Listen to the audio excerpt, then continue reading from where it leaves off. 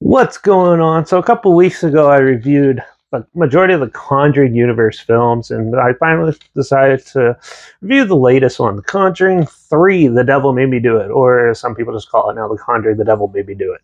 But yeah, so this was released by New Line Cinema January 4th, or June 4th, sorry, 2021. Written by David Leslie and Johnson McGillick, produced by Peter Safran and James Wan, and directed by Michael Chavez, who actually has only done one other feature film, The Curse of La Llorona. But he's also done like Billie Eilish's video for Bury Your Friend, and he's done a couple shorts like The Maiden and Chase Champion. One of those is actually, I think, a TV miniseries, but yeah. This had a box office earnings of over $206.4 million, so it was a decent success. And yeah, probably going to continue it on eventually. But yeah, so Conjuring 3, The Devil Made Me Do It. Well, we're back with Ed and Lorraine Warren talking about one of the most controversial, weirdest cases to happen, and that's where they go to court with this one kid's defense attorney who they try to prove the fact that he was possessed by a demon when he killed somebody. And this actually happened. There's actually court documents and documentaries on it and stuff of it. And it's not the first time that something like this was brought up in court, but yeah, this is one of the more publicized ones, especially now with this movie out. But yeah, so basically this film is Ed and Lorraine Warren basically are trying to exorcise a demon out of an 8-year-old kid, and this kid's brother-in-law, I guess you could call him, invites the demon into him instead, which the demon takes and goes in.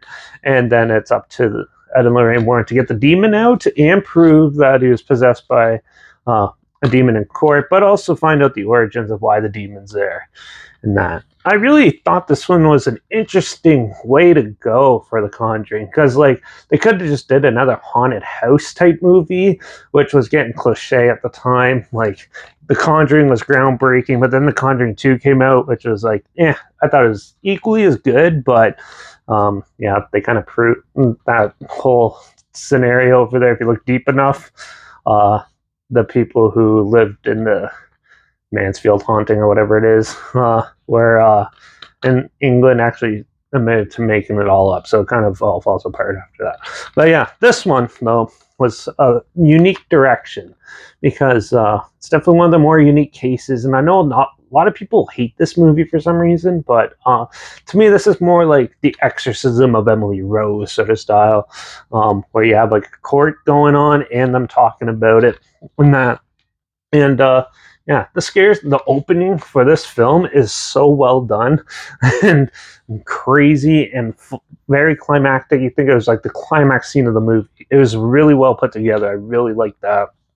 And overall, I think all the characters are really well established and well crafted, so you can get behind everyone and really feel the emotional impact of it, and of the haunt of like the possession and stuff like that.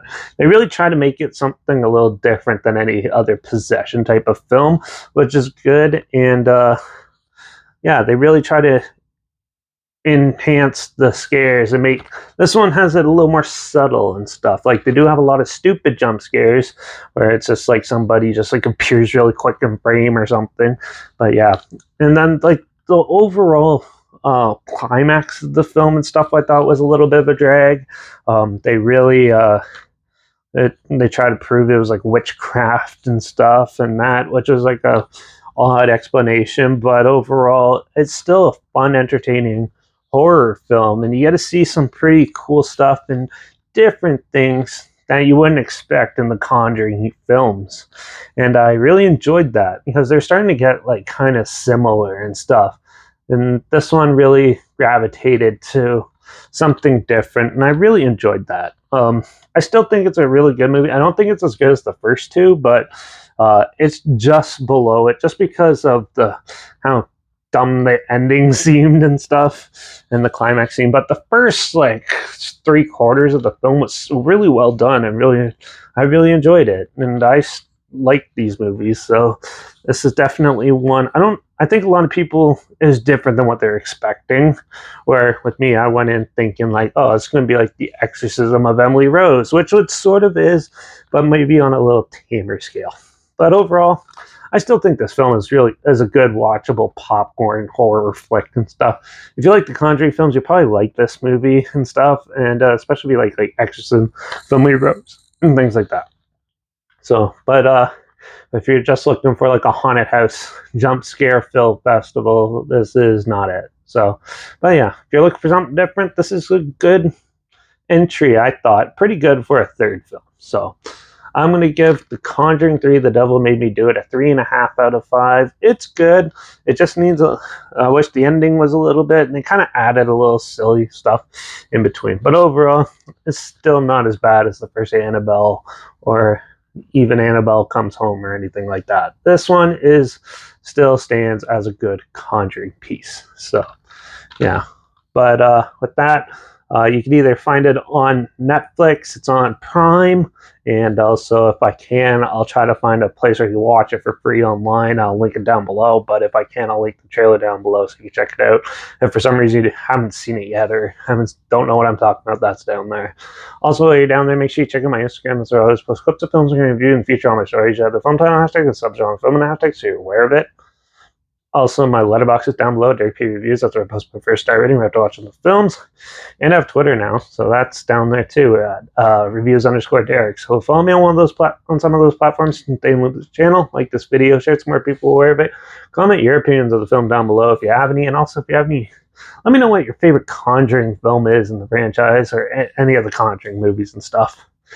And if you have any other films or film franchise in any genre that you want to hear my opinions on in the future, comment those down below too. I'll try my sketch as soon as I can, and if I can find them, and if they're on any screen, doesn't matter if they're on what streaming service they're on, I'll find them.